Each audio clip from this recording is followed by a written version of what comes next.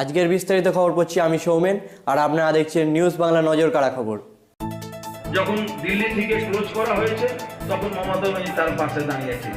আজকে রাজীব কুমারের উপরে যখন সিবিআই ইনকোয়ারি হলো, চিঠি দিতে গেছিল, মমতা ব্যানার্জি তার পাশে দাঁড়িয়ে অনশনে বসে গেছিলেন, অবরোধ করেছিলেন, অবস্থানে বসে গেছিলেন। সেই রাজীব কুমার আজকে পালিয়ে বেড়াচ্ছে, ওখানে কখন যে দিল্লিতে ওর বেল হবে তার জন্য লড়াই করছে। আজকে যে আইপিএস যে পুলিশরা তৃণমূল কংগ্রেসের নেতাদের নেতৃত্বে কথা শুনে তারা আমাদের কর্মী, সাধারণ কর্মীকে গাঁজাকে দিয়ে দিচ্ছে, আর্মসকে দিয়ে দিচ্ছে, তাদের কাছে আমার প্রশ্ন, কালকে তোমার যখন ছেলে, তোমার যখন ভাই গাঁজা কেস খাবে কি না খাবে তার দায়িত্ব কি তোমার আছে কি আছে না, এটা তোমাকে ভালোভাবে ভাবতে হবে। তোমরা ভাববে না যে তৃণমূল কংগ্রেস যখন লোহা চুরি করেছিল, তারা আবার তৃণমূলে কয়লা চোর লোহা চোরের দায়িত্ব নিয়ে নিল।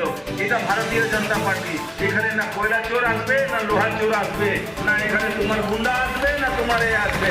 এই একটা আইডিওলজির পার্টি যে রাষ্ট্রবাদকে সামনে নিয়ে চলে, রাষ্ট্র শক্তিকে সামনে নিয়ে চলে। এখানে রোহিঙ্গাদের জায়গা নেই, এখানে তালিবানের জায়গা নেই, এখানে এমন কোনো মানুষের জায়গা নেই যে মানুষ সমাজকে শেষ করছে। সমাজের মধ্যে তার প্রভাব এমন আছে, তাকে গুন্ডা হিসাবে লোক দেখছে। আমাদের ভারতীয় জনতা পার্টিতে সেই সব জায়গার লোকের জায়গা নেই। আমার কাছে সময়ের অভাব আছে, আরো কথা বলার ছিল।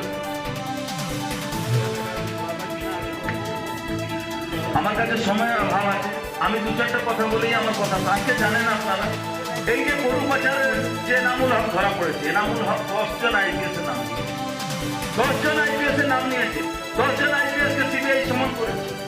দুজন ইন্সপেক্টর যে কয়লা চোর যে পয়সা, অশোক মিশ্র যে পয়সা, বিনয় মিশ্র ভাই, যাকে 4 দিন আগে বিনয় মিশ্রকে সিবিআই তল্লাশি করেছিল। বিনয় মিশ্রা তৃণমূল কংগ্রেসের যুব মোর্চার জেনারেল সেক্রেটারি, অভিষেক ব্যানার্জি খাস লোক, মানে একটা প্রাইভেট টিউটর যে ছিল কয়েক হাজার কোটি টাকা মালিক হয়ে গেছে, যে প্রাইভেট টিউশন করছে। আজকে এই সরকার যেভাবে চলছে, কয়লা পাচার, গরু পাচারের যারা নাই তাদের ইভেনে সারা বাংলায় সরকারি যে টাকাগুলো আসতো, কেন্দ্র সরকারের টাকা, এখন মমতা ব্যানার্জি হঠাৎ বলতে শুরু করেছেন যে আপনি কিষাণ সম্মান নিধি নেবেন। আজ পর্যন্ত বলছিলেন টাকা আমাকে দাও, আমি দেব। কিন্তু আমাদের প্রধানমন্ত্রী একটাই কথা বলেছেন, যে টাকাটা সরাসরি মানুষের কাছে পৌঁছবে সেই টাকাটা আমরা দেব, আপনি যেভাবে টাকা নিতে চাইছেন আপনাকে দেওয়া হবে না। আজকে বাধ্য হতে হয়েছে মানুষের প্রেসারে, মানুষ যেভাবে প্রেস মিডিয়া যেভাবে প্রেসার করেছে। আজকে আয়ুষ্মান ভারত দেখছেন তো, যেভাবে স্বাস্থ্য সাথী নামে আমরা কদিন আগে টিভি চ্যানেলে দেখছিলাম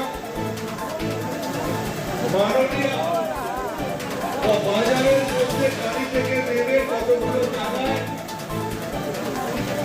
গোল গোল কিনে আসছিলেন, কিন্তু তার আসল সূত্র আমরা দুদিন পরে জানতে পারলাম। সেই সূত্রটা হচ্ছে এটাই, যখন মাননীয়াকে পেছন থেকে কেউ জিজ্ঞাসা করছিলেন যে দিদি স্বাস্থ্যে কত, দিদি বড় করে রাস্তায় লিখছিলেন, কি লিখছিলেন? স্বাস্থ্যে কত? 0। দিদিকে জিজ্ঞাসা করা হচ্ছিল পেছন থেকে কোনো কার্যকর্তা ভারতীয় জনতা পার্টিরই হবে অথবা প্রশাসনের কোনো লোক হবে। দিদিকে জিজ্ঞাসা করলো, দিদি শিক্ষায় কত?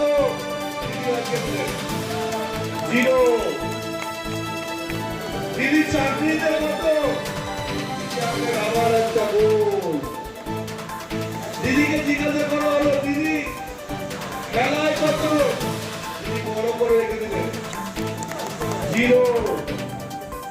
তো দিদি অ্যাকচুয়ালি জেনে গেছে যে পশ্চিমবঙ্গে তিনি কি কাজ করেছেন এবং তিনি কতটা কাজ করতে পেরেছেন। আজকে যারা এখানে যোগদান করলেন আমাদের পরিবারে, আমি এই মঞ্চ থেকে আপনাদের গ্যারেন্টি দিয়ে বলতে পারি, ভারতীয় জনতা পার্টির একজন সাংগঠনিক লোক হিসেবে, একজন সাংগঠনিক কার্যকর্তা হিসেবে, যে আগামী বিধানসভা ইলেকশনে এই পার্টি বিধানসভায় 45% % বুথে তৃণমূল এজেন্ট দিতে পারবে না। আমি চ্যালেঞ্জ করে বলে যাচ্ছি, যেভাবে ভারতীয় জনতা পার্টিতে সাধারণ নাগরিকরা যোগদান করেছে, এই বালি বিধানসভায় 45% বুথে তৃণমূল এজেন্ট দিতে পারবে না। আর ভোটের পরে আজকে তাপসী মালিক বাবা চোখ দিয়ে জল বেরোচ্ছে, মমতা ব্যানার্জি কোনো লোক তার পাশে দাঁড়াচ্ছে না, বলছে তার বিরুদ্ধে গালাগালি করছে। ওখানে একজন বিধায়ক আছেন, বিধায়ক মাস্টারমশাই, তিনি বারবার বলছেন যে সিঙ্গুরের মানুষের সঙ্গে মমতা বন্দ্যোপাধ্যায় অন্যায় করেছে। আপনার মনে আছে 21শে জুলাই মমতা ব্যানার্জি খুব আবেগের কথা বলছেন। সেই মমতা ব্যানার্জি 21 জুলাই যে কথা বলছিলেন, 13 জন যুবক মারা গেছিল, আমাদের সামনে খুন হয়েছিল। আমাদের সামনে খুন হয়েছিল। মমতা ব্যানার্জি বলেছিলেন আমরা যখন ক্ষমতায় আসবো তখন তাদের শাস্তি দেবো, বাড়ি হবে। মাতাকে